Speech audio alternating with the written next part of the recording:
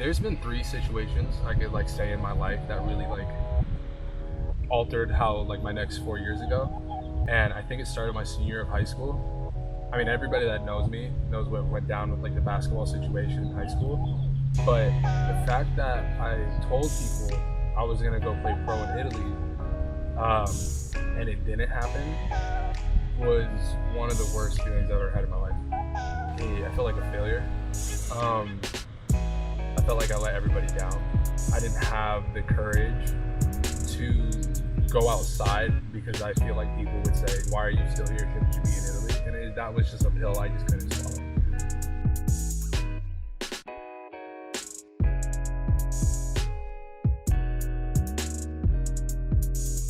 Direction where I was going.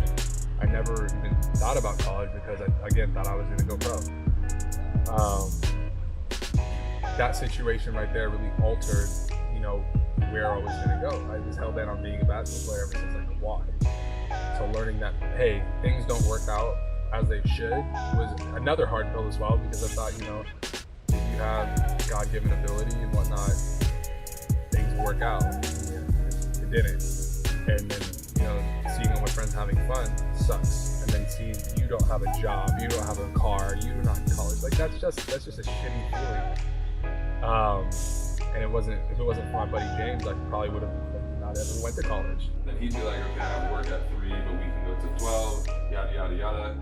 And then we go to the complex, play there for like 3 hours, come back, he'd go to work, and then I'd be like, damn, what am I supposed to do with the rest of the day? I really tried to avoid my grandfather at all costs because he'd be like, all right, get a job. And at that point, I don't want to get a job. I mean, the second thing that really set it up was back in high school during that time where I was stressed out because I was telling people I was going to Italy, but I really had no finite thing going. Like there wasn't an agreement. There was like, okay, you can come play, but we need this, that, and so forth. And that this senior year is my first year playing travel ball. And I remember I was so stressed with trying to graduate and trying to get filmed that one of my teachers, was Megan, I thought she saw I was visually distraught. And she made, I forgot what she did. She wrote on a piece of paper some quotes, and she said, "Pay it forward." And I thought at the time, and I really didn't realize the significance of pay it forward until I became an RA. But that right there was another turning point in my life where I felt like I had a bigger purpose but zero direction. It just really wasn't. Because my dad talked me up my entire life and didn't let me ever have any significant doubt within myself, I always knew that because he did it, maybe I have to prove him right and be like, okay, there's a reason why he talked me up my whole life, there's a reason why he believed in me, think I could get my shoe deal, think I could go to the NBA. So I had to prove him right in that aspect. I mean, I'd already been through so much before I came out to live in Santa Clarita that was already another motivating factor for me to go out and be successful. That turning point where I had to figure out, okay, if basketball doesn't work out, what else do I like? And I feel like that's the epitome of college in general is being like, okay, I'm not going to go here for 4 years and not make something happen. So that was my mentality.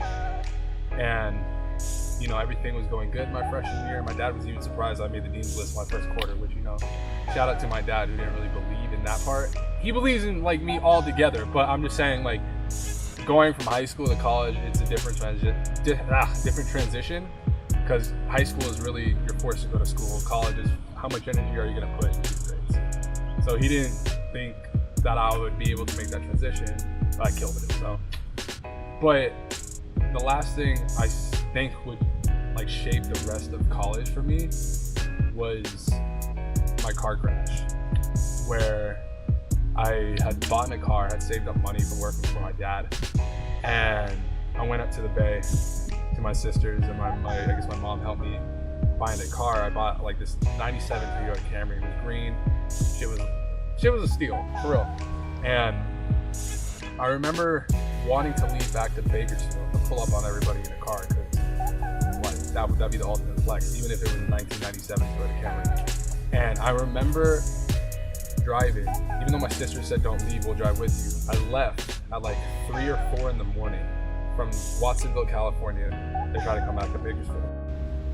I remember driving, and if I was hitting a turn towards Fresno, there was a little bit of a curve, and I remember the steering wheel locked on my knee, and I couldn't turn the car, and I pushed on the brake, and once I did that, it rolled, and I remember smack, and I remember waking up and having, ripped chest, blood in my mouth, having broken arm hanging like this, having to crawl out the window. It was literally like a fucking, like a rock movie, you know what I'm saying? Like I went and crawled out to victory. No, but that really shaped me, because I was like, okay, I have a bigger purpose.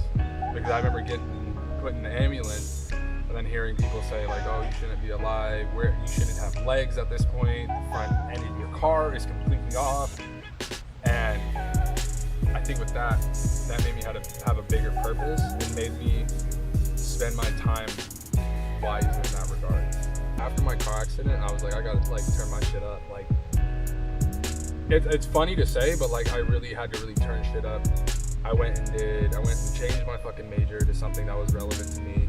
I made sure to go get signed. I made sure to get my body in shape. I made sure to really make these connections with these people, and really take my grades even more seriously. Because again, you're not on this earth we don't even know how long we're on this earth. And I know it's cliche as fuck, but like, we don't know how long we're here, so we have to make the most of it and really smell the roses. And that was something I wasn't doing. I was working with my head down because of the car accident, and not really taking the time to be like, okay, I've done this, you've done this, you've done this. Like, nothing was valid enough for me to like give accolades to myself, because I constantly didn't even think it was that important, to be honest.